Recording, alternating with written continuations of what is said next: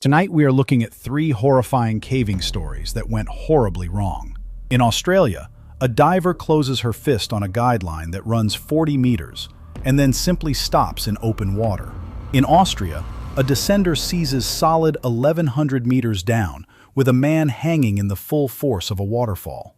And in Slovenia, a swivel jams 600 meters up the deepest single drop on Earth, and the rope starts to spin. Each story starts with confidence and ends in chaos.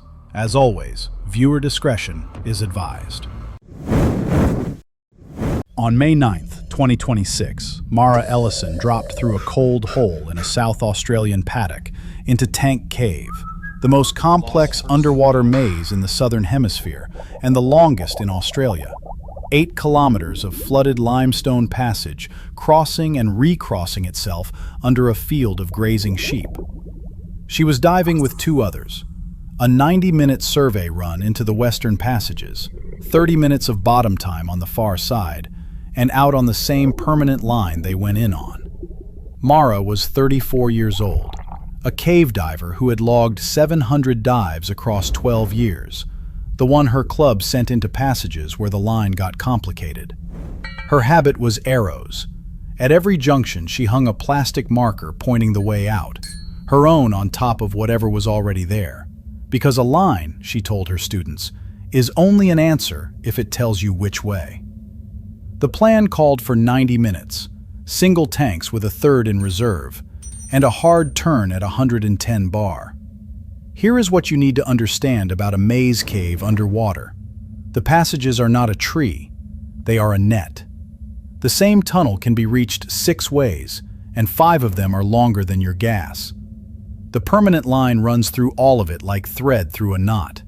Follow the wrong strand, and it will still be a line, still be taut in your hand, and still be leading you somewhere, just not out. The dive ran perfectly for 50 minutes. 3 torches moving through clear water, regulators hissing on the exhale, a tank clanging once on low limestone, the survey slate filling up in the western passages. At the turn, they had 140 bar each and 30 minutes of survey work behind them, the slate full down one side, 11 junctions standing between the far side and the surface, and every one of them already marked on the way in. 4 junctions into the swim home, that is when the thread failed. A section of permanent line had parted somewhere in the previous week, because a decade of divers pulling on the same worn strand had finally taken it past what the polypropylene would hold. Mara closed her fist on a line that ran 40 meters and simply stopped in open water. What she didn't know, hanging at the end of a broken strand, the other end lay 11 meters away across a chamber, in a direction she had no reason to guess. And that habit would now be the whole dive. A plastic arrow at every junction, hers on top, pointing out. Panic arrived in the chest first. The line ended. The water was empty. 3 of them were trapped. Nobody had a map that helped at all. Because this is the arithmetic of a broken line in a maze. A diver with 100 bar has about 25 minutes of swimming, and the wrong strand can be 40 minutes long without ever once feeling wrong. 3 divers on a dead end, 25 minutes of gas each, and 8 kilometers of identical flooded passage in every direction around them. Watch the diver refuse the obvious move, which was to swim and look. First, tie off a reel to the broken end so the known line can never be lost again. Second, sweep a slow arc on that reel, 1 diver only, while the other 2 hold the anchor and watch the gas. Put yourself in that chamber for 1 minute of it. A torch beam that finds only water. A gauge dropping while you do nothing but hold a reel. And the knowledge that swimming to look is the move that kills people here. The first sweep found nothing at 90 bar, and the second found nothing at 75, and between them she hung on the anchor doing arithmetic she did not like. On the third arc, at 62 bar, her glove touched a strand of line lying slack on the silt, and she followed it 11 meters to a junction where 3 plastic arrows hung together, and the top one was hers. They went out along it hand over hand, 7 junctions, tanks scraping the low ceiling at every turn, checking every arrow against the one before it, and never once swimming free of the line. They surfaced in the paddock hole with 22, 30, and 31 bar, which is not a margin so much as a rounding error. Mara lay on the grass beside a water trough for a long time before she took her mask off, because the sky was very bright and the sheep had not moved at all. All 3 divers survived on 1 reel and 3 plastic arrows, and the club's report ruled it a permanent line failure from abrasion. Every strand in the system is now inspected on a rolling schedule. Junction markers are replaced yearly, and no team enters the western passages without a reel each. The longest underwater maze in Australia still runs 8 kilometers under that paddock, still crosses itself at every turn, and still offers a diver 5 wrong ways for every right one. Mara surveys there twice a year, and still hangs her own arrow on top at every junction, because 3 divers were trapped on a dead strand for 28 minutes and 90 seconds of marking is what bought them out. A line is only an answer if it tells you which way, she says on the grass by the trough. Mark it, then mark it again. On September 21st, 2026, Carl Ryder clipped onto a rope in the cold shadow of the Leoganger Steinberge and started down Lamprechtsofen, one of the deepest caves in the world, 1,600 meters of Austrian limestone stacked in pitches that run wet almost the whole way. He was going down with 3 others on a 5-day expedition, 1,100 meters to the deep camp, 2 days of survey below it, and back up the same ropes. Carl was 43 years old, an expedition caver who had logged 19 years and 400 pitches in the Austrian systems, the one the group put on the sharp end because he never hurried. His habit was the spare. A second descender lived in a sealed pouch on his harness on every trip, unused for 19 years, because a device in a wet cave, he said, is a thing that will one day stop being a device. The plan gave them 5 days, a deep camp at 1,100 meters, and a fixed rope on every pitch. Here is what you need to understand about a deep alpine cave. It is not a cave with water in it. It is a drain with air in it, running 4 degrees, wet on every pitch, all year. A caver hanging still in that water loses heat about 30 times faster than in air. And at 1,100 meters down, the nearest help is not hours away. It is days. The descent ran well for 2 days. Carabiners clicking home at rebelay after rebelay, boots scraping on wet limestone, water drumming steadily on helmets, a dropped mayon ringing away down a pitch, 4 cavers dropping through the mountain in good order. They reached the deep camp at 1,100 meters on the second evening, ate a hot meal off a single stove, checked the ropes for the following day against the rigging book, slept 9 hours in the driest corner any of them could find, and started down the next pitch at 7 in the morning. 30 meters down that pitch, that is when the device failed, because grit and glacial silt had been working into the descender's bobbins for 2 days of wet rope until the mechanism locked solid with Carl hanging in the full force of the waterfall. He could not go down, and with the rope jammed through a seized device he could not climb either. What he didn't know, hanging under that water at 1,130 meters, the cold had already started counting, and it counts faster than anyone above him could move. And that habit would be the one thing worth having down there, a sealed pouch on his harness, 19 years unopened. Panic came up through him hard. The device seized. The water kept falling. He was trapped on the rope. His hands had 10 minutes in them. Because this is the arithmetic of a jam under a waterfall. A caver in 4-degree water loses useful hands in about 10 minutes and consciousness in under 90. And a rescue team from the surface needs 3 days to reach 1,100 meters. 1 caver on a locked descender, 10 minutes of working hands, and the nearest help 3 days above his head. Watch a man who never hurried do the fastest thing he ever did. First, Get the weight off the seize device by standing in a foot loop and taking the load onto his chest ascender. Second, open the sealed pouch with one hand and his teeth, and rig the spare descender below the jam while the water beats on the back of his neck.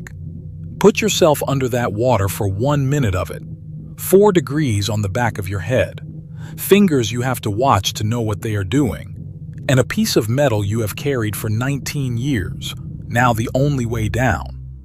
He got the spare rigged in 6 minutes, which was extraordinary, and cut himself free of the jam device with a knife he could barely hold.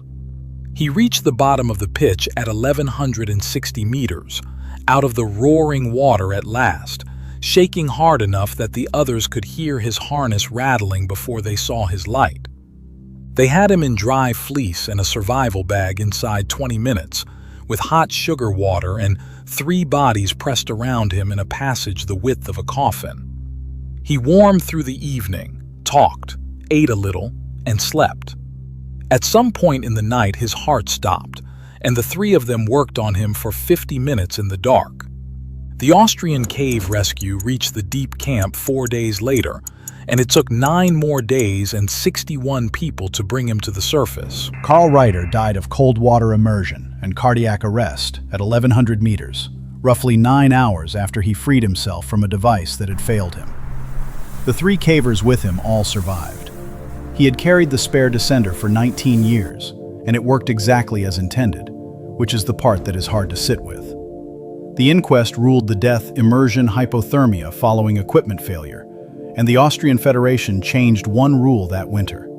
Descenders are stripped and flushed at every camp on any trip past 48 hours, with no seized devices reported in the 4 seasons since. One of the deepest caves in the world still runs 1,600 meters into the Leoganger Steinberge, still wet on every pitch, still 4 degrees in September. The expedition goes back most years, and they strip their gear at every camp now, and there is a small plate at the entrance with his name on it. A device in a wet cave is a thing that will one day stop being a device, Carl used to say at the top. So carry the second one, and strip the first. On July 4th, 2026, Sofia Kovacs stepped off the lip of a hole in the Slovenian high karst and into Vrtoglavica, the deepest single vertical drop on Earth, 603 meters of free air with no ledge, no rebelay, and nothing at all to touch between the top and the floor. She was descending with 2 on the surface, 40 minutes down on a single rope, 20 minutes at the bottom, and back up on ascenders in under 3 hours. Sofia was 35 years old, a vertical caver who had logged 11 years and 600 pitches across the Cannon Massif, the one her club sent down anything that went straight. Her habit was the swivel, a small steel bearing between her harness and the rope on every long drop, because a rope under a hanging body, she told them, does not stay still. It unwinds, and it takes you with it. The plan called for 600 meters of descent, 1 rope, and radio contact every 10 minutes with the 2 above. Here is what you need to understand about a 600-meter free hang. It is not climbing. There is no wall. From 200 meters down, there is no floor visible either, and no ceiling. A caver on that rope is a small weight on a very long spring. The rope stretches by tens of meters. It swings in the draft and it spins. And a spinning caver cannot see anything, cannot read a gauge, and cannot stop. The descent ran beautifully for 20 minutes, the rope humming quietly through the bobbins, water dripping past her from somewhere near the lip, the daylight above shrinking to a coin, her radio clicking on every 10-minute call. At 400 meters, she called it in, 20 minutes down and 200 still below her, reading her depth off the knots she had counted past on the way, and the surface answered on the second click with nothing at all to report from the lip. 200 meters from the floor, that is when the bearing failed, because grit from the lip had worked into the swivel over 3 seasons of use until the housing locked out, while 600 meters of loaded rope was still slowly giving back its twist. She began to turn, slowly at first, then at a rate she could do nothing about. What she didn't know, spinning in the dark at 400 meters, the rope above her had built up enough stored twist to keep turning her for 11 minutes. And that habit would now be the thing that mattered, a steel bearing she had used for 3 seasons, seized at the worst possible height. Panic came with the spinning. The swivel seized. The beam smeared. She was trapped. Nobody could reach her at all, 600 meters down. Because this is the arithmetic of a spin on a free hang. A caver turning at speed becomes disoriented and sick in under 3 minutes, and vomiting into a chest harness while hanging is how people choke 600 meters from a doctor. One caver spinning at 400 meters, 200 meters of empty air below, and 2 people on the surface who could do nothing but talk to her. Watch a vertical caver solve a problem by making herself worse at it on purpose. First, stop descending, because a spinning descent is a spinning descent with a floor arriving. Second, put both arms and both legs straight out wide, which slows a spin the way a skater slows one, and hold that position while the stored twist runs itself out of the rope above. Put yourself on that rope for 1 minute of it, a beam that shows you nothing but smear, a stomach that has already decided, and no wall, no ledge, and no floor to stop against in any direction you can reach. She held the star position for 11 minutes with her eyes shut, because shut eyes spin less than open ones, and talked to the surface on the radio the whole time so they would know she was still conscious. The turn slowed at minute 7 and stopped at minute 11, and she hung there in dead air for 4 more before she trusted it. Then she went down the last 200 meters at half speed, both hands on the brake, and did not look up once. She touched the floor of the deepest single pitch on Earth 51 minutes after leaving the lip, sat down on the boulder pile, and was sick twice in the dark. The climb out took her 3 hours and 10 minutes on ascenders, spinning gently the whole way, with a jammed bearing she could not fix hanging at her chest. She came over the lip into Slovenian afternoon light and lay flat in the grass with her arms out wide, which the 2 of them found funnier than she did. Sophia survived on 11 minutes of holding still and a position she learned as a child on ice, and the club's report ruled it a swivel seizure from grit ingress. Bearings are now stripped and re-greased every 6 descents, and no caver goes past 300 meters on a hang without a spare swivel on the harness. The deepest single vertical drop on Earth still runs 603 meters under the Cannon Massif, still offers nothing to touch on the way down, and still spins whoever hangs on it. Sophia descends it most summers, and now carries 2 swivels, because she was trapped, spinning at 400 meters for 11 minutes, and 40 grams of steel is what stands between a caver and that. A rope under a hanging body does not stay still, she tells the new ones at the lip. It unwinds. Go with it, and put your arms out.